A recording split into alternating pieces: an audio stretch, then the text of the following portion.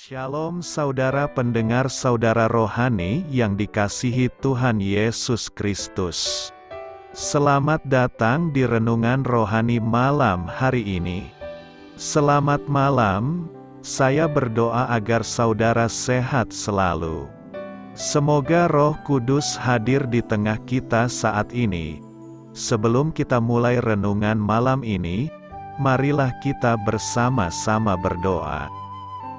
Bapa kami yang di surga, Bapa di dalam nama Tuhan Yesus Kristus, kami sungguh mengucap syukur, ya Tuhan, oleh karena Engkau sangat baik buat kami.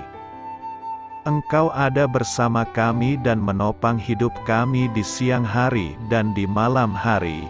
Engkau ada bersama-sama dan menyertai kami. Tuhan, kami memuji dan bersyukur kepadamu pada malam hari ini, kami masih bisa berkumpul di rumah kami yang kecil ini. Tuhan, saat ini kami hendak mendengarkan firman-Mu. Berilah pengetahuan dan bimbinglah hamba-Mu ini agar apa yang Engkau firmankan dapat bekerja sesuai kehendak-Mu. Buat kami jemaat-Mu, bukalah hati dan pikiran kami untuk mendengar dan menerima firman-Mu. Kiranya firman-Mu ini dapat menjadi berkat bagi kami. Berbicaralah Tuhan, kami sudah siap menerima firman-Mu. Di dalam nama Tuhan Yesus Kristus kami berdoa dan mengucap syukur. Amin. Sahabat saudara rohani, pembacaan ayat emas Alkitab renungan kita malam hari ini. Nats pilihan kita adalah, segala tulisan yang diilhamkan Allah memang bermanfaat untuk mengajar, untuk menyatakan kesalahan, untuk memperbaiki kelakuan dan untuk mendidik orang dalam kebenaran. Tertulis dalam kitab 2 Timotius 3 ayat 16, kata kunci renungan pada malam ini adalah membaca keseluruhan. Dan bacaan kita pada malam ini terambil dari kitab Mazmur 119 ayat 97 sampai dengan ayat 112. Betapa ku cintai Taurat-Mu, aku merenungkannya sepanjang hari. Perintah-Mu membuat aku lebih bijaksana daripada musuh-musuhku, sebab selama-lamanya itu ada padaku. Aku lebih berakal budi daripada semua pengajarku, sebab peringatan-peringatan-Mu kurenungkan. Aku lebih mengerti daripada orang-orang tua, sebab aku memegang titah-titah-Mu. Terhadap segala jalan kejahatan aku menahan kakiku, supaya aku berpegang pada firman-Mu. Aku tidak menyimpang dari hukum-hukum-Mu, sebab Engkaulah yang mengajar aku. Betapa manisnya janji-Mu itu bagi langit-langitku, lebih daripada madu bagi mulutku. Aku beroleh pengertian dari titah-titah-Mu, itulah sebabnya aku benci segala jalan dusta. Firman-Mu itu pelita bagi kakiku dan terang bagi jalanku. Aku telah bersumpah dan aku akan menepatinya, untuk berpegang pada hukum-hukum-Mu yang adil. Aku sangat tertindas, ya Tuhan, hidupkanlah aku sesuai dengan firman-Mu. Kiranya persembahan sukarela yang berupa puji-pujian berkenan kepadamu, ya Tuhan, dan ajarkanlah hukum-hukum-Mu kepadaku. Aku selalu mempertaruhkan nyawaku, namun Taurat-Mu tidak kulupakan. Orang-orang fasik telah memasang jerat terhadap aku, tetapi aku tidak sesat dari titah-titah-Mu. Peringatan-peringatan-Mu adalah milik pusakaku untuk selama-lamanya, sebab semuanya itu kegirangan hatiku. Telah kucondongkan hatiku untuk melakukan ketetapan-ketetapan-Mu, untuk selama-lamanya, sampai saat terakhir. Terambil dari kitab Mazmur 119 ayat 97 sampai dengan ayat 112. Topik dari ayat emas renungan kita adalah, mereka yang hanya mencicipi Alkitab, tidak akan pernah mendapatkan rasa yang sebenarnya. Mari kita mulai renungan malam kita. Untuk memulai hal baik, serahkanlah segala sesuatu hanya kepada Tuhan. Mari kita mulai segmen kisah inspiratif. Beberapa keluarga Kristiani mempraktikkan aktivitas membaca Alkitab secara menyeluruh. Seusai makan malam, mereka membaca 1 atau 2 pasal. Mereka membaca dari Kejadian sampai Wahyu, tak satu pun terlewatkan. Bahkan bagian tentang silsilah keturunan dengan nama-nama yang sulit dilafalkan, mereka baca dengan lantang. Kita mungkin akan mempertanyakan relevansi metode seperti itu untuk anak kecil. Namun, cara itu benar-benar dapat mengenalkan firman Allah secara menyeluruh kepada semua anggota keluarga. Hal itu pun akan membukakan kepada anak-anak tentang kedalaman dosa dan posisi kerohanian tertinggi yang mampu kita capai, serta mengajarkan kepada mereka tentang yang benar dan yang salah. Jika Anda belum pernah melakukan hal itu, mengapa tidak sekarang saja memulai program sendiri dalam membaca Alkitab secara menyeluruh? Usahakan menjalani hal itu dalam ibadah keluarga atau ibadah pribadi Anda.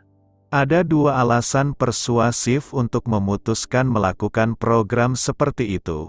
Pertama, pernyataan Paulus bahwa segala tulisan dalam Alkitab diilhamkan oleh Allah dan bermanfaat. Kedua, banyak orang percaya bersaksi bahwa kehidupan mereka telah diubah karena mengikuti praktik seperti itu. Bacalah firman Allah secara menyeluruh. Maka Anda akan mulai memahami rencana anugerah penebusannya yang belum terungkap, dan bahwa Anda telah menjadi sasaran kasih-Nya bahkan sebelum Anda dilahirkan. Lakukanlah segera, dan Anda akan ingin melakukannya lagi. Manfaat tulisan yang diilhamkan Allah. 2 Timotius 3 ayat 16-17 berkata, segala tulisan yang diilhamkan Allah memang bermanfaat untuk mengajar, untuk menyatakan kesalahan, untuk memperbaiki kelakuan dan untuk mendidik orang dalam kebenaran. Dengan demikian tiap-tiap manusia kepunyaan Allah diperlengkapi untuk setiap perbuatan baik. Nas hari ini memberikan pemahaman bagi kita bahwa segala tulisan yang diilhamkan Allah memberikan manfaat bagi umat percaya. Istilah Yunani yang digunakan adalah theopneustos yang hanya ditemui dalam ayat ini di sepanjang Alkitab, yang mengandung arti, dinafaskan oleh Allah, diilhamkan oleh Allah, atau disebabkan oleh ilham Allah. Namun masih ada juga ayat lainnya yang mendukung ide bahwa Alkitab memang diilhamkan oleh Allah. Kuasa nafas Allah melalui pengilhaman ilahi dapat dijumpai di sepanjang Alkitab, semisal, Allah menghembuskan nafas hidup ke dalam Adam, dan Yesus mengembusi mereka dan berkata, terimalah Roh Kudus.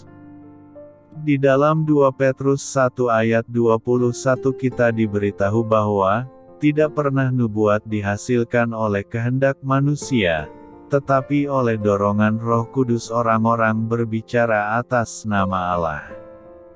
Dari ayat ini kita mengamati bahwa kebenaran Alkitab datangnya langsung dari Allah, bukan dari kehendak penulis yang merekamnya.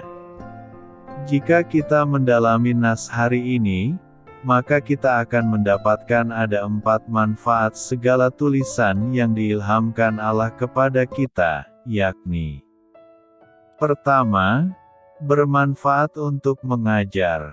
Segala tulisan yang diilhamkan Allah memberi tuntunan dan arahan, memberi pengertian, menyingkapkan hal-hal yang tak terpahami, agar yang tidak mengerti jadi mengerti. Daud berkata, "Betapa kucintai Taurat-Mu, aku merenungkannya sepanjang hari." Perintah-Mu membuat aku lebih bijaksana, lebih berakal budi daripada semua pengajarku, lebih mengerti daripada orang-orang tua. Mengajar adalah fungsi firman Tuhan yang paling dasar. Sebenarnya, tak hanya firman, buku-buku motivasi atau pengembangan diri pun bisa mengajarkan kita sesuatu. Melalui firman Tuhan, kita bisa mengenal siapa Allah, bagaimana perasaan dan pribadinya, serta apa yang Dia kerjakan sejak ribuan tahun lalu. Firman juga memberi gambaran tentang karakter manusia, kebenaran ilahi, sejarah keselamatan, dan masih banyak lagi. Segala tulisan yang diilhamkan Allah adalah alat atau sarana yang dapat dipakai untuk mengajar sehingga setiap orang dapat dididik dalam kebenaran firman Tuhan yang dapat menuntun seseorang untuk berjalan dan hidup dalam standar-standar Allah. Dengan demikian kehidupan orang tersebut dapat berkenan kepada Allah. Jadi, dapat disimpulkan bahwa firman Allah yang diilhami oleh Allah memiliki manfaat yang besar dalam membentuk karakter dan kepribadian seseorang yang sesuai dengan kehendak Tuhan, apabila firman Allah tersebut dipakai sebagai pedoman untuk mengajar. Kedua, untuk menyatakan kesalahan. Segala tulisan yang diilhamkan Allah menyadarkan kita akan kesalahan-kesalahan kita. Betapa banyak orang Kristen ketika ditegur oleh firman Tuhan bukannya sadar tapi malah marah. Semakin kita tekun membaca dan merenungkan firman Tuhan, semakin kita seharusnya mempunyai panca indera yang terlatih untuk membedakan yang baik daripada yang jahat. Menyatakan kesalahan dalam bahasa aslinya diartikan memarahi. Seringkali ketika membaca firman Tuhan, kita merasa ditegur dan seakan sedang dimarahi Tuhan. Itu tanda bahwa firman Tuhan bekerja dalam hati kita. Jika kita merespon teguran Tuhan dengan benar, itu tanda kita menghidupi firman Tuhan. Firman Tuhan bermanfaat bukan saja untuk mengajar seseorang sehingga ia memiliki pengetahuan dan hikmat Tuhan, tetapi juga firman Tuhan bermanfaat sebagai koreksi yang membuktikan bahwa seseorang telah bersalah. Atau firman Tuhan adalah alat untuk menyingkapkan kesalahan-kesalahan yang tersembunyi dan menegur seseorang sehingga ia dapat berjalan dalam kebenaran Tuhan. Ketiga, untuk memperbaiki kelakuan. Memperbaiki berarti melakukan reparasi atau restorasi. Tujuannya agar kita menjadi pribadi yang jauh lebih baik. Memperbaiki kelakuan, atau dalam bahasa aslinya to restore. Seperti kota yang indah hancur oleh musuh. Tetapi ada seorang yang mencintai kota itu, menyerang musuh dan memperbaikinya kembali. Begitu juga dengan firman Tuhan. Perlu diingat bahwa Tuhan menciptakan kita sempurna, tetapi karena jatuh dalam dosa, seakan kota yang indah itu hancur. Namun firman Tuhan mampu mengembalikan kota yang hancur tadi kembali menjadi indah. Segala tulisan yang diilhamkan Allah dapat dipergunakan untuk memperbaiki kelakuan atau sebagai alat untuk perbaikan setiap perilaku manusia yang menyimpang dari standar kekudusan Allah. Keempat, mendidik dalam kebenaran. Kita semua tahu bahwa pendidikan adalah sebuah proses yang panjang dan bertahap. Di dalam pendidikan ada teguran, hajaran, tongkat, dan bahkan cambuk. Dalam proses mendidik mengandung unsur-unsur disiplin, tuntunan, dan juga ganjaran atau hajaran. Jadi, firman Tuhan bermanfaat untuk mendisiplinkan seseorang, menghajarnya sehingga firman Tuhan dapat menuntunnya kepada kebenaran yang dikehendaki oleh Tuhan. Dalam kehidupan praktis, segala tulisan yang diilhamkan Allah adalah alat atau sarana yang dapat dipakai untuk mengajar, untuk menyatakan kesalahan, untuk memperbaiki kelakuan dan untuk mendidik orang dalam kebenaran. Karena dengan pengenalan akan firman Tuhan yang baik dan benar, setiap orang percaya dapat dididik dalam kebenaran firman Tuhan yang dapat menuntun seseorang untuk berjalan dan hidup di dalam standar-standar Allah. Dapat disimpulkan bahwa firman Tuhan yang diilhami oleh Allah memiliki manfaat yang besar dalam membentuk karakter dan kepribadian seseorang sesuai dengan kehendak Tuhan, apabila firman Tuhan tersebut dipakai sebagai pedoman untuk hidup dalam kebenaran Allah. Karena itu, pergunakanlah semua tulisan yang diilhamkan Allah kepada kita agar kita dapat memeroleh ajaran, teguran, perbaikan, dan kebenaran ilahi. Apakah artinya bahwa Alkitab diilhamkan oleh Allah? Di dalam 2 Timotius 3 ayat 16, Paulus berkata, segala tulisan yang diilhamkan Allah memang bermanfaat untuk mengajar, untuk menyatakan kesalahan, untuk memperbaiki kelakuan dan untuk mendidik orang dalam kebenaran. Istilah Yunani theopneustos hanya ditemui dalam ayat ini di sepanjang Alkitab, yang mengandung arti, dinafaskan oleh Allah, diilhamkan oleh Allah, atau disebabkan oleh ilham Allah. Namun masih ada juga ayat lainnya yang mendukung ide bahwa Alkitab memang diilhamkan oleh Allah. Kuasa nafas Allah melalui pengilhaman ilahi dapat dijumpai di sepanjang Alkitab. Allah menghembuskan nafas hidup ke dalam Adam, dan Yesus mengembusi mereka dan berkata, terimalah Roh Kudus.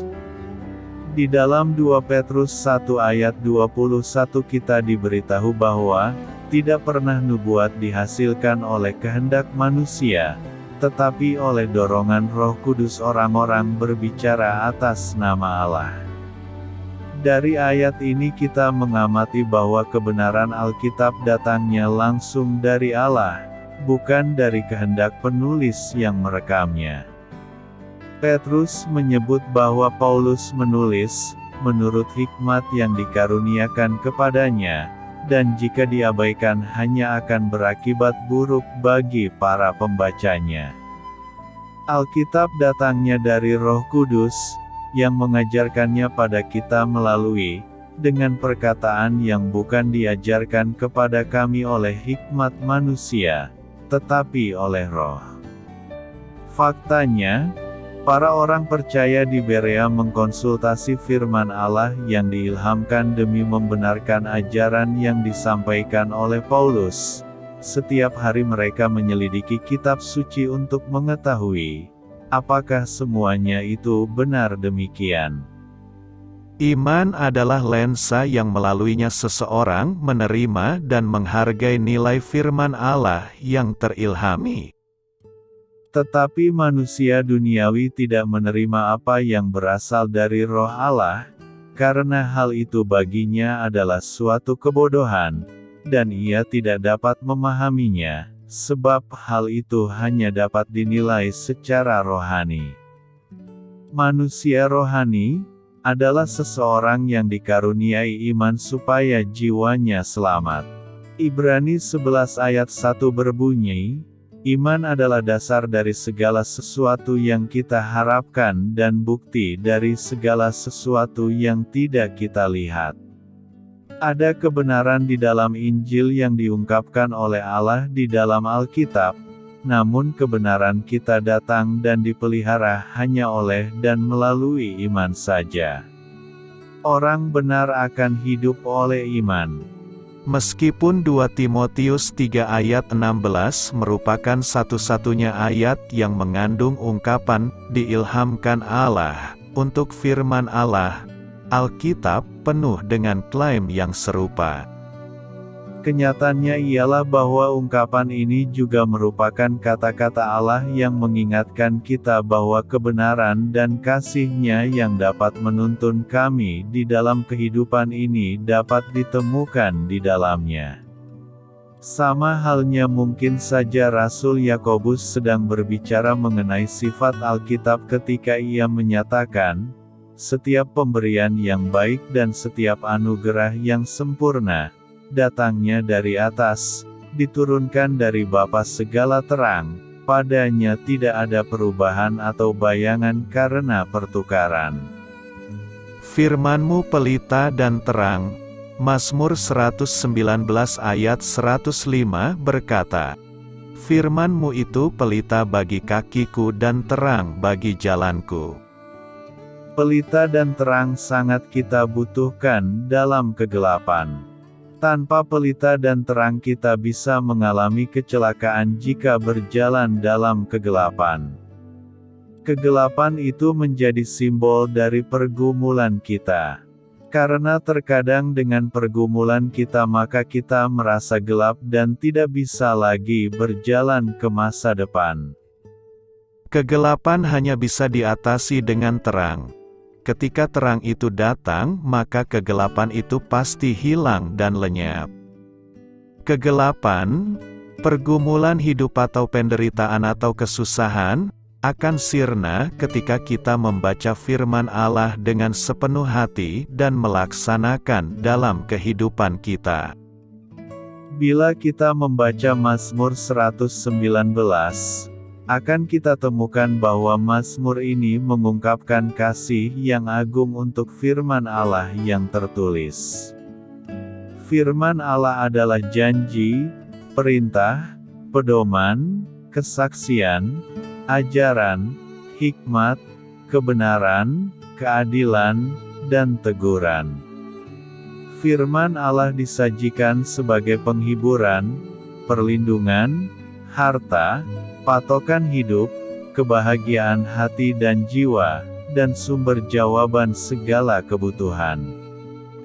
Firman Allah mengandung prinsip-prinsip rohani yang akan membantu kita menjauhi banyak kesusahan, perangkap, dan tragedi yang disebabkan oleh keputusan dan pilihan yang salah. Oleh karena itu, kita harus menghargai hikmat-Nya dan berpegang teguh pada ketetapan-ketetapan-Nya dalam segala situasi kehidupan.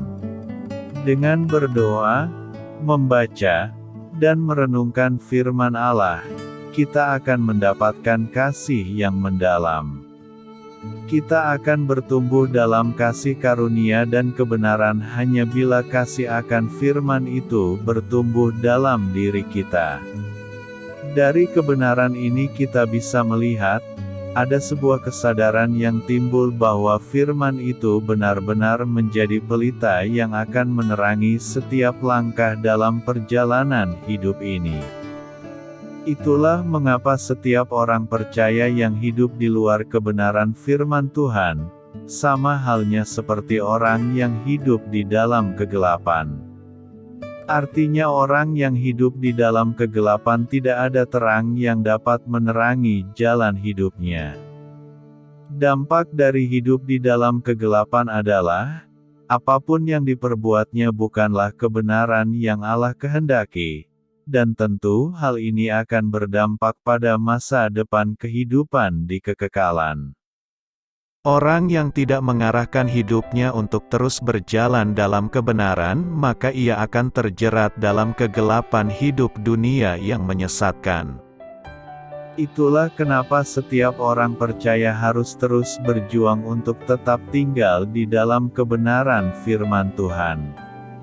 Sebab seperti firman Tuhan katakan di dalam Roma 1 ayat 16, sebab aku mempunyai keyakinan yang kokoh dalam Injil, karena Injil adalah kekuatan Allah yang menyelamatkan setiap orang yang percaya, pertama-tama orang Yahudi, tetapi juga orang Yunani. Jadi sangat jelas sekali bila kita hidup di luar firman Tuhan maka kita akan berada dalam kegelapan, tetapi jika kita hidup di dalam firman Tuhan maka hidup kita akan berada dalam terang Allah. Kita akan mendapatkan jalan kebenaran dan hidup. Kita akan terhindar dari malapetaka dan kehancuran. Hidup kita akan terarah dan punya tujuan yang jelas yakni menuju kehidupan yang kekal. Karena itu, jadikanlah firman Tuhan sebagai pelita dan terang dalam hidup kita selalu.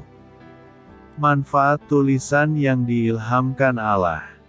2 Timotius 3 ayat 16-17 berkata, segala tulisan yang diilhamkan Allah memang bermanfaat untuk mengajar, untuk menyatakan kesalahan, untuk memperbaiki kelakuan dan untuk mendidik orang dalam kebenaran. Dengan demikian tiap-tiap manusia kepunyaan Allah diperlengkapi untuk setiap perbuatan baik. Nas hari ini memberikan pemahaman bagi kita bahwa segala tulisan yang diilhamkan Allah memberikan manfaat bagi umat percaya. Istilah Yunani yang digunakan adalah theopneustos yang hanya ditemui dalam ayat ini di sepanjang Alkitab, yang mengandung arti, dinafaskan oleh Allah, diilhamkan oleh Allah, atau disebabkan oleh ilham Allah. Namun masih ada juga ayat lainnya yang mendukung ide bahwa Alkitab memang diilhamkan oleh Allah. Kuasa nafas Allah melalui pengilhaman ilahi dapat dijumpai di sepanjang Alkitab. Semisal, Allah menghembuskan nafas hidup ke dalam Adam, dan Yesus mengembusi mereka dan berkata, "Terimalah Roh Kudus."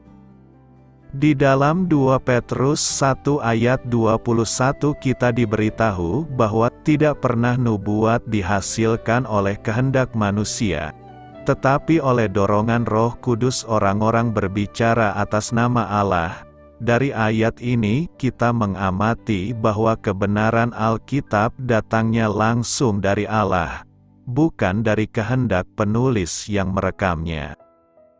Jika kita mendalami nas hari ini, maka kita akan mendapatkan ada 4 manfaat segala tulisan yang diilhamkan Allah kepada kita, yakni: Pertama, bermanfaat untuk mengajar. Segala tulisan yang diilhamkan Allah memberi tuntunan dan arahan, memberi pengertian, menyingkapkan hal-hal yang tak terpahami, agar yang tidak mengerti jadi mengerti. Daud berkata, "Betapa kucintai Tauratmu. Aku merenungkannya sepanjang hari. Perintahmu membuat aku lebih bijaksana, lebih berakal budi daripada semua pengajarku, lebih mengerti daripada orang-orang tua." Mengajar adalah fungsi firman Tuhan yang paling dasar. Sebenarnya, tak hanya firman, buku-buku motivasi atau pengembangan diri pun bisa mengajarkan kita sesuatu. Melalui firman Tuhan, kita bisa mengenal siapa Allah, bagaimana perasaan dan pribadinya, serta apa yang Dia kerjakan sejak ribuan tahun lalu. Firman juga memberi gambaran tentang karakter manusia, kebenaran ilahi, sejarah keselamatan, dan masih banyak lagi. Segala tulisan yang diilhamkan Allah adalah alat atau sarana yang dapat dipakai untuk mengajar sehingga setiap orang dapat dididik dalam kebenaran firman Tuhan yang dapat menuntun seseorang untuk berjalan dan hidup dalam standar-standar Allah. Dengan demikian kehidupan orang tersebut dapat berkenan kepada Allah. Jadi, dapat disimpulkan bahwa firman Allah yang diilhami oleh Allah memiliki manfaat yang besar dalam membentuk karakter dan kepribadian seseorang yang sesuai dengan kehendak Tuhan, apabila firman Allah tersebut dipakai sebagai pedoman untuk mengajar. Kedua, untuk menyatakan kesalahan. Segala tulisan yang diilhamkan Allah menyadarkan kita akan kesalahan-kesalahan kita. Betapa banyak orang Kristen ketika ditegur oleh firman Tuhan bukannya sadar tapi malah marah. Semakin kita tekun membaca dan merenungkan firman Tuhan, semakin kita seharusnya mempunyai panca indera yang terlatih untuk membedakan yang baik daripada yang jahat. Menyatakan kesalahan dalam bahasa aslinya diartikan memarahi. Seringkali ketika membaca firman Tuhan, kita merasa ditegur dan seakan sedang dimarahi Tuhan. Itu tanda bahwa firman Tuhan bekerja dalam hati kita. Jika kita merespon teguran Tuhan dengan benar, itu tanda kita menghidupi firman Tuhan.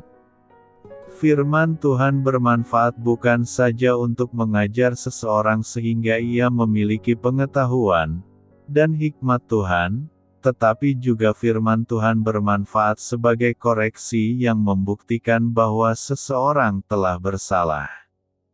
Atau firman Tuhan adalah alat untuk menyingkapkan kesalahan-kesalahan yang tersembunyi dan menegur seseorang sehingga ia dapat berjalan dalam kebenaran Tuhan. Ketiga, untuk memperbaiki kelakuan. Memperbaiki berarti melakukan reparasi atau restorasi. Tujuannya agar kita menjadi pribadi yang jauh lebih baik, memperbaiki kelakuan, atau dalam bahasa aslinya to restore. Seperti kota yang indah hancur oleh musuh. Tetapi ada seorang yang mencintai kota itu, menyerang musuh dan memperbaikinya kembali. Begitu juga dengan firman Tuhan. Perlu diingat bahwa Tuhan menciptakan kita sempurna, tetapi karena jatuh dalam dosa, seakan kota yang indah itu hancur. Namun firman Tuhan mampu mengembalikan kota yang hancur tadi kembali menjadi indah. Segala tulisan yang diilhamkan Allah dapat dipergunakan untuk memperbaiki kelakuan atau sebagai alat untuk perbaikan setiap perilaku manusia yang menyimpang dari standar kekudusan Allah. Keempat, mendidik dalam kebenaran. Kita semua tahu bahwa pendidikan adalah sebuah proses yang panjang dan bertahap. Di dalam pendidikan ada teguran, hajaran, tongkat, dan bahkan cambuk. Dalam proses mendidik mengandung unsur-unsur disiplin, tuntunan, dan juga ganjaran atau hajaran. Jadi, firman Tuhan bermanfaat untuk mendisiplinkan seseorang, menghajarnya sehingga firman Tuhan dapat menuntunnya kepada kebenaran yang dikehendaki oleh Tuhan. Dalam kehidupan praktis, segala tulisan yang diilhamkan Allah adalah alat atau sarana yang dapat dipakai untuk mengajar, untuk menyatakan kesalahan, untuk memperbaiki kelakuan dan untuk mendidik orang dalam kebenaran. Karena dengan pengenalan akan firman Tuhan yang baik dan benar, setiap orang percaya dapat dididik dalam kebenaran firman Tuhan yang dapat menuntun seseorang untuk berjalan dan hidup di dalam standar-standar Allah. Dapat disimpulkan bahwa firman Tuhan yang diilhami oleh Allah memiliki manfaat yang besar dalam membentuk karakter dan kepribadian seseorang sesuai dengan kehendak Tuhan, apabila firman Tuhan tersebut dipakai sebagai pedoman untuk hidup dalam kebenaran Allah. Karena itu, pergunakanlah semua tulisan yang diilhamkan Allah kepada kita agar kita dapat memeroleh ajaran, teguran, perbaikan, dan kebenaran ilahi. Kebahagiaan orang yang hidup menurut Taurat Tuhan. Minggu Seksagesima adalah 60 hari sebelum Paskah atau kebangkitan Yesus Kristus. Dalam minggu ini kita akan membahas tema, kebahagiaan orang yang hidup menurut Taurat Tuhan. Hidup bahagia menjadi dambaan setiap orang. Namun masih banyak orang yang salah memahami tentang kebahagiaan itu, seakan kebahagiaan itu jauh dari dirinya atau bahkan mempersulit diri sendiri dengan menetapkan syarat untuk bahagia. Untuk menikmati dan merasakan kebahagiaan bukanlah untuk dicari tetapi untuk diperbuat. Ada sikap dan tindakan dalam diri supaya kebahagiaan itu terjadi dalam diri kita. Karena kebahagiaan itu letaknya bukan di luar diri kita, tetapi ada dalam diri kita. Kebahagiaan itu adalah pilihan untuk kita terima atau tidak. Sebab ada banyak orang yang menetapkan syarat-syarat bagi dirinya sendiri untuk bahagia. Mendapat apa yang dalam hatinya barulah dia bisa bahagia. Padahal tidaklah demikian, bukan harta, kehormatan atau apapun yang menjadi keinginan kita, itu hanyalah kebahagiaan yang semu dan sementara. Sesaat kita bisa merasakan kebahagiaan namun tidak akan berlangsung lama. Yang kita lakukan itu hanya mempersulit diri kita sendiri untuk hidup bahagia. Gerbang atau pintu untuk memasuki kebahagiaan itu adalah Tuhan, sehingga pemazmur memohon kepada Tuhan, "Janganlah tinggalkan aku sama sekali." Selama firman Tuhan ada dalam hidup kita, kebahagiaan itu akan tetap ada juga pada kita.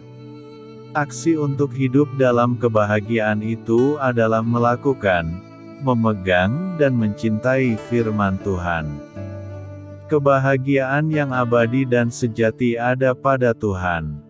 Kebahagiaan itu tidak terletak pada kekayaan, ketenaran, kekuasaan, kesehatan, kejeniusan, dan kecantikan. Mengapa kita bisa lihat contohnya? Jika kekayaan bisa membuat orang bahagia, tentu Adolf Merkle, seorang miliuner berkebangsaan Jerman dengan kekayaan sekitar 9 miliar US dollar, tentu tidak akan mungkin menabrakkan dirinya dengan sengaja ke kereta yang sedang melaju kencang. Jika ketenaran bisa membuat orang bahagia, tentunya Michael Jackson, penyanyi terkenal yang mendapat julukan King of Pop, tentu tidak akan membuat ia mengkonsumsi obat tidur hingga overdosis dan pada akhirnya dinyatakan meninggal dunia pada tanggal 25 Juni tahun 2009. Jika kekuasaan bisa membuat orang bahagia, maka tentunya Getulio Dornelles Vargas, seorang negarawan besar yang sangat bertanggung jawab dan yang selalu berpihak kepada rakyatnya, tentu tidak akan mungkin bunuh diri dengan tembakan pistol ke arah jantungnya pada tanggal 24 Agustus tahun 1954. Jika kesehatan bisa membuat orang bahagia, tentunya Terry Costa, seorang dokter berkebangsaan Perancis yang bekerja untuk acara reality show televisi bertajuk Survivor, versi Perancis. Tentunya sang dokter tidak akan sampai bunuh diri dan pada akhirnya dinyatakan meninggal pada tanggal 1 April tahun 2013 di Kamboja. Jika kejeniusan atau pikiran yang brilian membuat orang bahagia, maka Ernest Hemingway, seorang sastrawan Amerika Serikat, penerima hadiah Pulitzer 1953 dan pemenang hadiah Nobel di bidang sastra 1954, seorang yang diacungi jempol karena kejeniusannya menciptakan gaya penulisan efektif tanpa berbelit-belit, tentu tidak akan bunuh diri dengan mengarahkan senapan ke kepalanya sendiri tanggal 2 Juli tahun 1961. Jika kecantikan bisa membuat orang bahagia, maka Marilyn Monroe, seorang artis berkebangsaan Amerika Serikat yang menjadi simbol seks paling populer pada tahun 1950-an dan yang juga sempat berjumpa dan berkenalan dengan Presiden pertama Republik Indonesia, tak akan bunuh diri. Namun faktanya ialah tanggal 5 Agustus tahun 1962 dinyatakan meninggal dunia karena overdosis obat penenang. Sekali lagi, ternyata bahagia itu tidak dapat diukur atau tidak dapat ditentukan oleh seberapa kayanya seseorang, atau seberapa tenarnya ia, atau cantik atau ganteng, seberapa kuatnya ia berkuasa, atau seberapa sehatnya ia atau jeniusnya ia, atau sesukses apapun ia. Sebab pada akhirnya tidak ada satupun hal yang ada dalam dunia ini yang dapat memberikan jaminan bahwa hidup Anda akan berbahagia. Ternyata menurut kesaksian pemazmur dalam Mazmur 119 ayat 1-8 ini, kebahagiaan itu terletak pada seberapa kuat kita berpegang kepada ketetapan Tuhan. Semakin kuat dan sungguh-sungguh kita berpegang pada ketetapan dan perintah-Nya, maka hidup kita akan memperoleh kebahagiaan. Pemazmur mengatakan ada banyak hal yang membuat manusia berbahagia jika mau patuh dan tunduk kepada ketetapan Tuhan. Pertanyaan kita sekarang adalah apakah yang harus kita lakukan agar kita memperoleh kebahagiaan dari Tuhan itu? Menurut teks Mazmur 119 ayat 1-8 ini, ada beberapa hal yang harus kita lakukan agar kita memperoleh kebahagiaan itu, yakni: Pertama, kita harus hidup tidak bercela. Kehidupan seseorang yang tidak bercela pasti membawa keteduhan bagi semua orang yang dijumpainya. Sejatinya, semua ini menunjuk keagungan seorang anak Allah yang benar-benar bermental surgawi. Kehidupan orang yang tidak bercela sangat berpotensi menjadi saksi bagi Tuhan.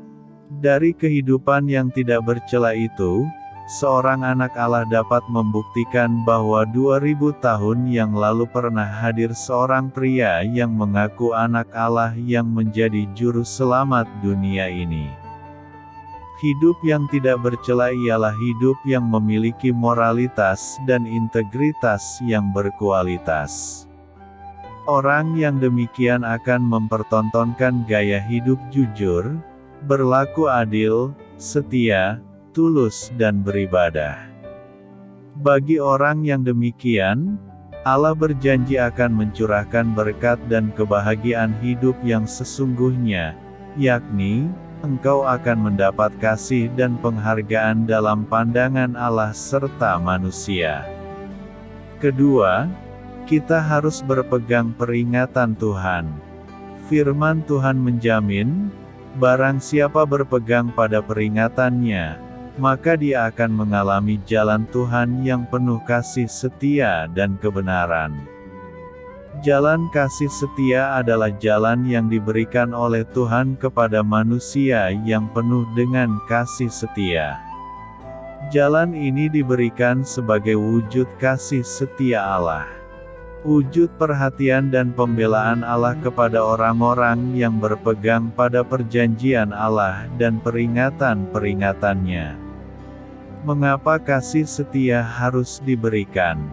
Karena tidak banyak orang yang tetap berpegang kepada jalan Tuhan. Jalan Tuhan seakan adalah beban. Jalan Tuhan seakan adalah tidak sesuai dengan kebutuhan. Jalan Tuhan adalah seakan tidak sanggup memberikan solusi atas persoalan-persoalan hidupnya. Sehingga mereka lebih suka memilih jalan sendiri. Firman Tuhan adalah pedoman hidup atau tuntunan bagi kehidupan yang berkualitas.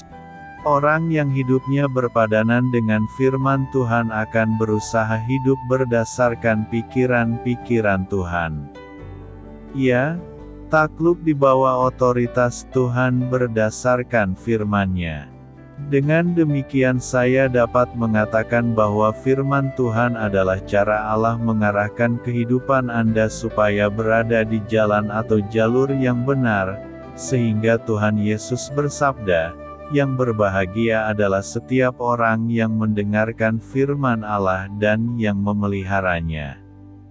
Ketiga, kita harus mencari Tuhan dengan segenap hati. Mencari Tuhan dengan segenap hati artinya dalam setiap keadaan, dalam situasi apapun tetap dirinya akan mengutamakan Tuhan, untuk mengambil semua keputusan tetap mencari hikmat Allah, beribadah dengan sungguh-sungguh. Mencari Tuhan artinya berusaha untuk mengalami Tuhan di dalam perjumpaan dengan Allah yang hidup dan nyata, serta berjalan bersama dengan Dia setiap hari.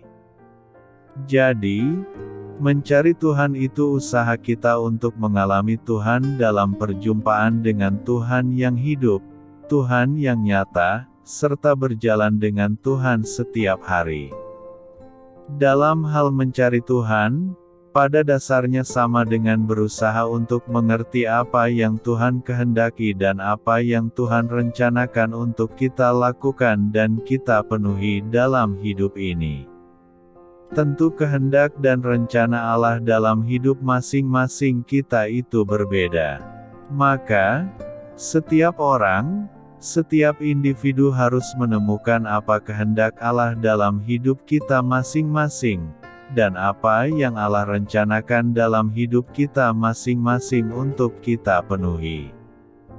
Keempat, kita tidak melakukan kejahatan. Kejahatan sama artinya menguntungkan diri sendiri dan merugikan orang lain. Apapun yang dilakukan tidak semata-mata untuk menyenangkan diri sendiri tapi harus memerhatikan orang lain. Kita tidak melakukan segala sesuatu atas kemauan sendiri, tapi semua kembali melakukan segala sesuatunya sesuai firman Allah. Untuk memperoleh kebahagiaan kita harus berjalan pada jalan Allah. Semua jalan-jalan yang ditawarkan oleh dunia ini di mana manusia akan menikmati bahagia hanya sebuah fata morgana, tetapi yang diberikan Allah di dalam, oleh dan melalui Yesus Kristus adalah ya dan amin. Itulah sebabnya, Tuhan Yesus bersabda, "Akulah jalan dan kebenaran dan hidup. Tidak ada seorang pun yang datang kepada Bapa, kalau tidak melalui Aku." Pertanyaan berikutnya adalah, apakah dampak bagi kita jika kita hidup menurut hukum Tuhan? Pertama, kita tidak akan mendapat malu. Orang yang setia mau berpegang pada ketetapan Tuhan maka hidupnya tidak akan dipermalukan melainkan akan memperoleh kebahagiaan. Kedua, Tuhan tidak akan meninggalkan kita. Tuhan akan setia pada janjinya. Dia tidak akan meninggalkan orang yang setia berpegang pada ketetapannya. Renungkan. Apa yang hendak kita renungkan pada Minggu Seksagesima ini? Ada beberapa hal yang hendak kita renungkan dalam minggu ini, yakni: Pertama, kita akan mendapatkan kebahagiaan jika kita mau menuruti ketetapan, perintah dan hukum Tuhan. Menurut pemazmur, orang yang berbahagia adalah orang yang hidup menurut Taurat Tuhan. Hidup menurut Taurat Tuhan berarti tidak hanya mendengar, merenungkan, dan memahami Taurat tetapi menaati, melakukan dan menghidupi Taurat Tuhan dalam keseharian hidup. Hidup menurut Taurat Tuhan berarti hidup menurut peringatan-peringatan, jalan-jalan, titah-titah, ketetapan-ketetapan, perintah-perintah, dan hukum-hukum Tuhan. Dengan hidup menurut Taurat Tuhan, hidup umat menjadi tidak bercela, tidak melakukan kejahatan, tidak akan mendapat malu. Hidup menurut Taurat Tuhan juga berarti gemar mencari Tuhan dan kehendak-Nya dengan segenap hati, bersyukur dengan jujur, dan percaya tidak akan ditinggalkan sendirian oleh Tuhan menjalani hidup. Itulah kebahagiaan yang sesungguhnya yang akan terus kita rasakan di dalam dan bersama Tuhan. Kedua, kebahagiaan itu letaknya di hati. Mana mungkin kita memperoleh kebahagiaan, sedangkan hatimu kotor penuh dosa, sedangkan jiwa kita mengingkar dan jauh daripadanya. Tidak ada kebahagiaan buat mereka yang mengingkari Allah. Carilah kebahagiaan dengan menjadi pelaku firman-Nya. Carilah kebahagiaan, selagi nyawa masih ada di kandung badan. Jika kita mencari kebahagiaan dari Tuhan, hidup kita di dunia akan lebih bermakna, karena visi misinya tidak terhenti sesaat. Karena itu, teruslah berusaha untuk setia berpegang pada ketetapan Tuhan sepanjang hidup kita agar kita memperoleh kebahagiaan yang sejati. Beritakanlah Injil kepada segala makhluk, hormatilah semua orang. Selamat beristirahat malam dalam kasih setia Tuhan. Doa saya menyertai saudara sekalian. Mari bertumbuh dalam iman bersama saudara rohani. Saya memberkati Anda agar sewaktu Anda mencarinya dari Dia, Bapa Surgawi Anda akan memberikan bagi Anda roti harian Anda, dalam nama Yesus Kristus. Tuhan yang berkuasa atas alam semesta dan menuntun kita kepada iman yang menyelamatkan. Tuhan Yesus menyertai senantiasa. Terima kasih sudah berkenan mendengarkan renungan malam saudara rohani. Tuhan memberkati. Amin.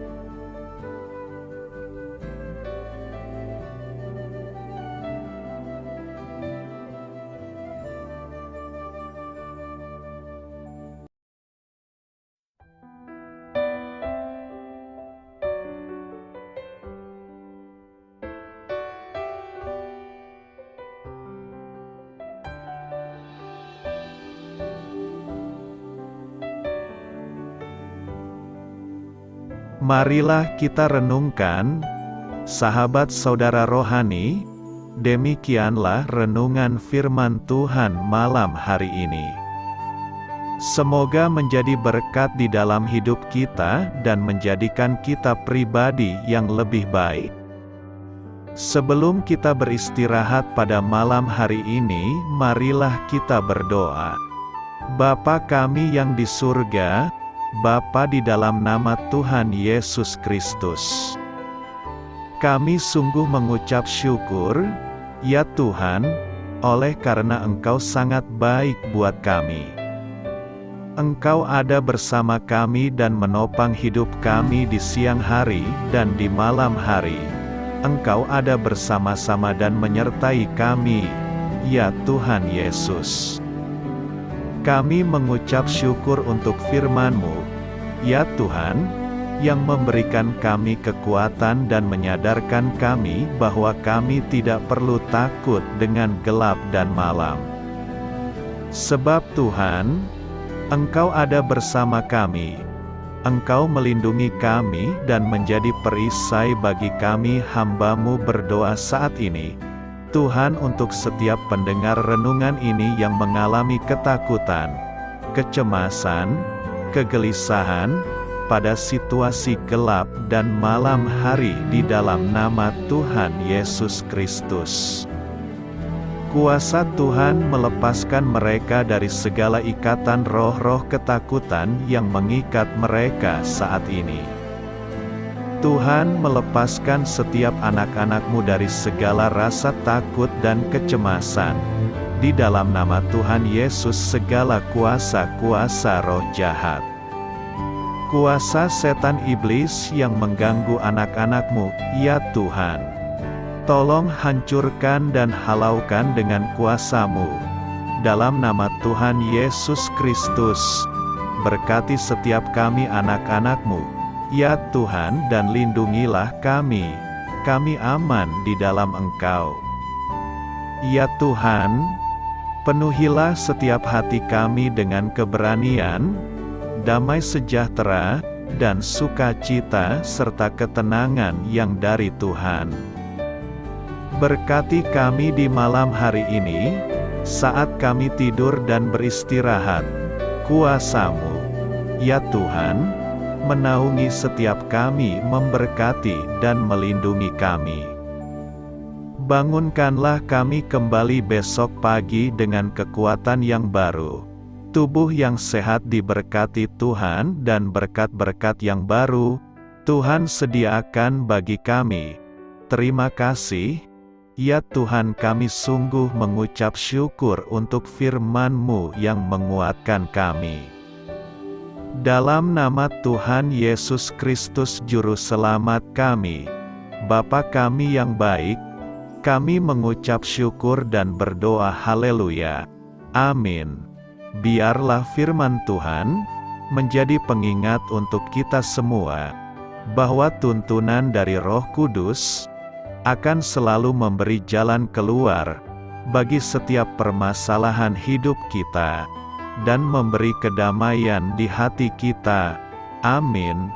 Sampai jumpa di renungan malam saudara rohani berikutnya.